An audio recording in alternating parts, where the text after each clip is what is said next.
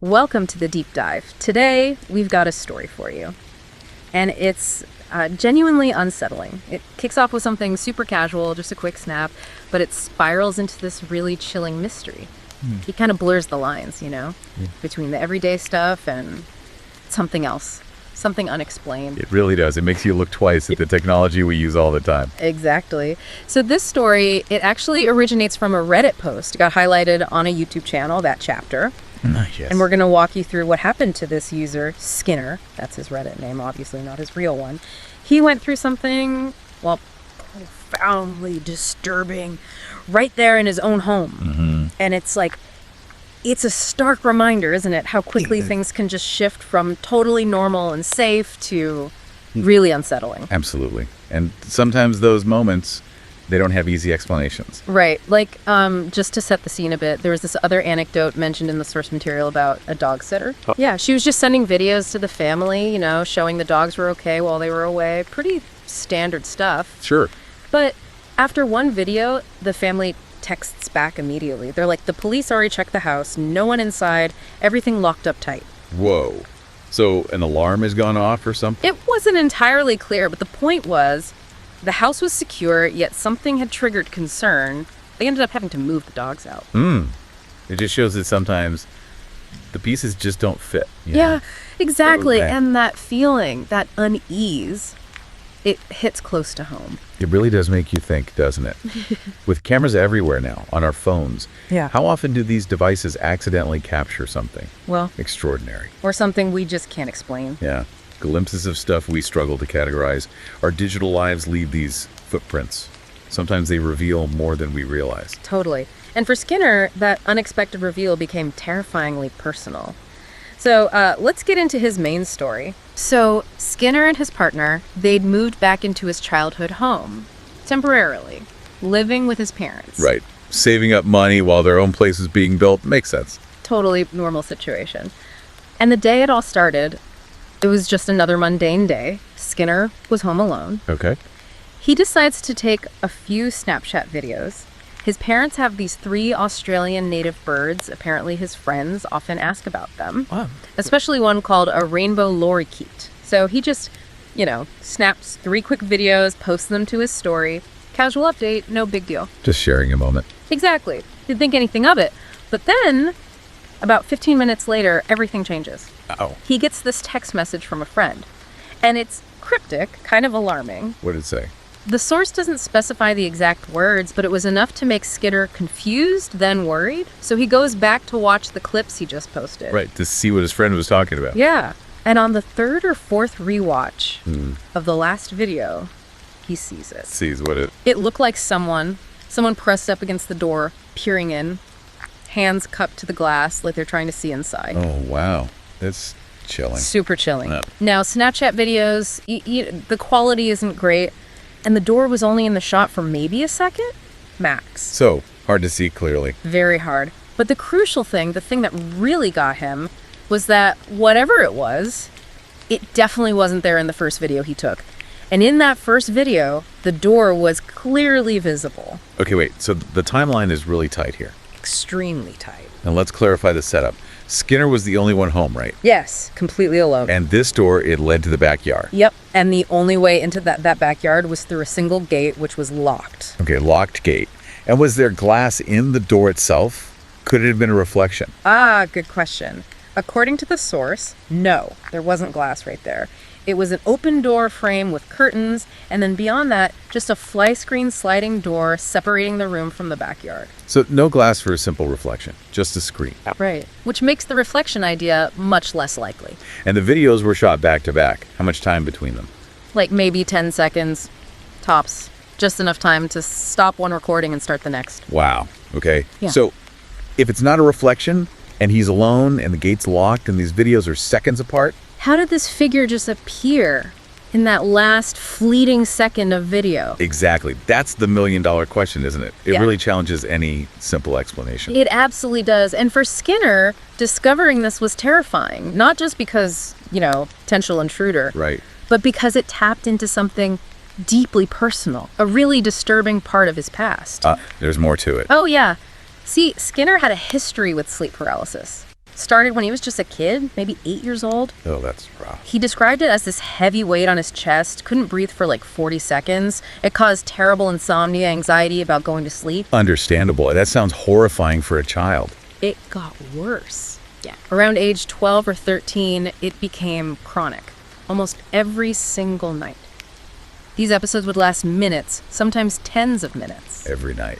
That's debilitating. He said during those later episodes he could breathe, which was slightly better, but he was completely paralyzed, couldn't move a muscle. Still terrifying. And the worst part, he always had this overwhelming feeling that something was in the room with him and meant him harm. Just a pure sense of dread and malice. Exactly. Then, around age 14, it escalated again. Auditory stuff started happening, thuds, creaks. Nothing too crazy, he said, but noticeable. Okay. But the visual element that was consistent, and this is the really crucial part, he had this recurring vision. Yes. A faceless person looking into his bedroom window with their hands cupped to the glass. Wait, hands cupped to the glass. Just like what he thought he saw in the Snapchat video. Whoa, okay. Yeah. That connection is undeniable. It's incredibly specific, isn't it? And here's the kicker. Skinner moved out of his parents' house when he was 18, and he never had another sleep paralysis episode again. Not once. It completely stopped the moment he left that house. So it was tied to that specific location for him. Seems like it. So let's connect those dots again. The figure in the Snapchat video, peering through the door, hands cupped. Looks exactly like the recurring vision from his teenage sleep paralysis nightmares in the same house. That is deeply unsettling. It forces you to ask, what was really going on? Was the Snapchat thing a real physical intruder who just happened to mimic his old fear? Or was it something else, like a manifestation, a psychic echo? Or maybe his past trauma somehow influenced his perception of something real but ambiguous.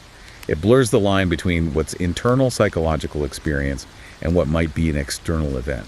It's a really disturbing overlap, especially given how specific that visual was, the hands cupped to the glass. Absolutely. And the police theory later, the robbery attempt, well, we'll get to that, but it struggles to account for this level of specific personal resonance, doesn't it? It really does. It feels incomplete. It makes you wonder about the nature of these experiences. Sleep paralysis itself is fascinating and often involves hallucinations that feel incredibly real. Hypnagogic or hypnopompic hallucinations. Exactly. Hallucinations occurring while falling asleep or waking up, often terrifying ones. But for it to seemingly manifest physically on camera years later. That's the leap, isn't it? From internal experience to external evidence? Precisely. It pushes the boundaries of conventional explanations. Okay, so the story doesn't stop there. After that Snapchat incident, things went quiet for a few days. The lull. Yeah, like a tense calm. For 3 days, nothing happened. But then, Friday night rolled around. Okay. His parents went out around 7 p.m. His partner left about an hour and a half later, 8:30. So once again, Skinner's home alone. All right. He's just chilling, playing games on Steam with friends online. You know, typical Friday night. This goes on for a few hours. Sounds normal enough. Until about 10:15 p.m. Then the quiet shatters. He starts hearing noises, loud banging and scraping sounds. Where from? From outside the screen door. The exact same door from the Snapchat videos. Oh, come on. Really? Yeah. And the noise was loud enough that he could hear it clearly, even over his gaming headset. Okay, that's definitely not subtle. Not at all. So his first instinct, he gets up, grabs his phone, and starts recording. Good thinking. But here's where it gets even weirder. As soon as he hits record, the noises outside immediately get louder and more frequent. It's like whatever it was reacted to him filming. That's what it felt like. Like it was being spurred on. He was obviously spooked, didn't want to just yank open the curtains. No, definitely not. Could be someone right there in the dark. Exactly. So he moves cautiously, goes through the kitchen into the laundry room, and flips on the outside lights. Okay, flood the area with light. Smart. He remembers the layout. The only way in or out of that backyard is down the left side of the house. Right, the single access point with the locked gate. So the backlights flick on. He immediately walks over to a window on that left side of the house, the one looking out onto that only escape route. Checking the path. Yeah, but at that exact moment he reaches the window, he hears something loud, but this time it's from the complete opposite end of the house. Oh, man. So it's like it moved instantly. Yeah. Or there's more than one source. He didn't know, but it terrified him. It felt like he was being flanked or toyed with. I can imagine. That's nightmare fuel.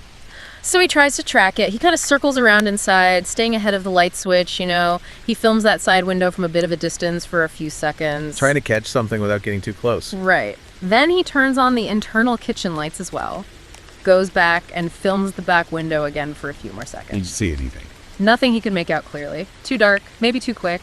So eventually he just stopped recording. And then, Then he basically went into lockdown mode, turned on every single light in the house, stayed well away from all windows, just waited on edge until his parents got home. I don't blame him one bit. That sounds absolutely harrowing. It really does. And the evidence he did capture on video that night, well, that opened up a whole new can of worms. People started analyzing the footage he uploaded. Yeah, he put it online, presumably back on Reddit. And that's when things got even freakier because people started enhancing it, looking really closely. What did they find? Or think they found? Well, one user pointed out what they called a big mass in the corner that, quote, is not meant to be there. A mass. Like a shadow. Or something more solid. It sounds like something substantial but ill-defined. And crucially, this person added, that figure is not there at the end of the video. So, something was present and then it wasn't. During the recording. Apparently. And Skinner himself added something interesting. He said he could actually see that corner area from where he was standing filming, Yeah. which made him ask if there was something there, how did it get out of the room? Because he was standing right there, filming that area, for a good 15 seconds. It couldn't have just walked past him. That is a very good question. If something vanished from a space he was observing, where did it go? Exactly. Other people online were also trying to enhance it, trying to figure out what this mass or figure actually was. So, lots of speculation online. Did the police get involved after this second incident? He did call the police, yes. And their involvement adds another layer here. What was their take? Well, apparently they seemed a bit reluctant for him to talk too much about it. That's the impression Skinner got. Okay, interesting. Their official theory was pretty straightforward on the surface. They suggested a two-man burglary team had tried to rob his parents. Okay, standard procedure. How did they explain the events? They figured one guy managed to get inside somehow, realized Skinner was home unexpectedly, so his partner outside started making noise, the banging, the scraping. Right, to try and lure Skinner outside, create a diversion. Exactly. When that didn't work, the theory goes that the intruder who was already inside just slipped out quietly. Okay, I mean, it sounds plausible-ish, but what about the locked doors? Ah, yes. Skinner had major problems with this theory, and that was the main one. When the police arrived, all the doors and windows were still locked from the inside. How did intruder number one get in? And presumably, how did they get out again without unlocking anything? Precisely the problem. The police apparently had an extension to their theory for this. Which was Maybe the first guy got in through the roof. through the roof, like into the attic space and down. Seems to be the idea. But, as Skinner pointed out, this creates its own massive logical problem. Let me guess. If someone slipped out behind him while he was filming. Yeah, towards the end of that Friday night video, Yeah. for the roof theory to work, that person would have had to sneak past him, slowly walk up the stairs, go into his parents' bedroom, and then somehow climb back up into the roof access. All while Skinner's right there, basically underneath them, filming the area for like 15 seconds. Exactly. Does that sound remotely plausible? To move that quietly and quickly undetected while someone is alert and filming right below? It stretches belief, doesn't it? Significantly. Especially the getting back into the roof part undetected. Hugely. And apparently, even the police officers themselves were, according to the source, pretty freaked out by the video evidence Skinner showed them. So even they weren't entirely convinced by their own explanation, perhaps.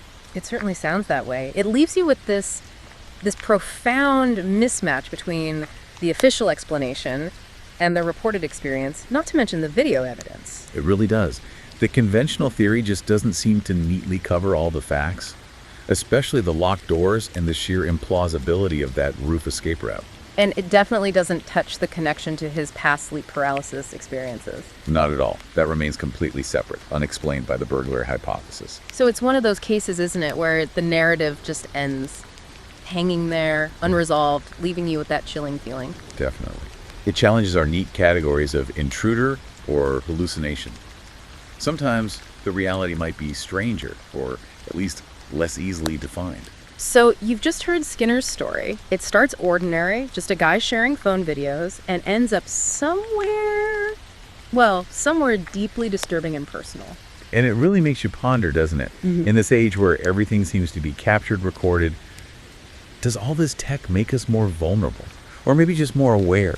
Aware of mysteries that might have always been there, lurking just at the edge of our senses. Yeah, Skinner's experience, it feels like it sits right on that edge. It's this blend of perception, technology, maybe past trauma, maybe something else entirely. And how those digital tools, the ones we use for everyday connection, can sometimes accidentally capture things that, well, they defy easy explanation. They challenge what we think is real or not real. Exactly. And look, you always have to be skeptical about stories you find online, really. Of course, healthy skepticism is important. But the level of detail here, the sheer terror Skinner described, and especially that incredibly specific link back to his childhood visions, it makes this account feel profoundly unsettling. It sticks with you. It really does. It's a reminder, I think, that maybe the most frightening things are the ones we just can't wrap our heads around, the ones that don't fit the neat boxes. A chilling thought to end on. Indeed. Well, thank you for joining us for this deep dive into a truly strange and unsettling account. Thanks for listening. If you found this story compelling and maybe a little terrifying, please do remember to like, share, and subscribe to our channel, Horror Docs. We'll be back soon with more deep dives into the unknown.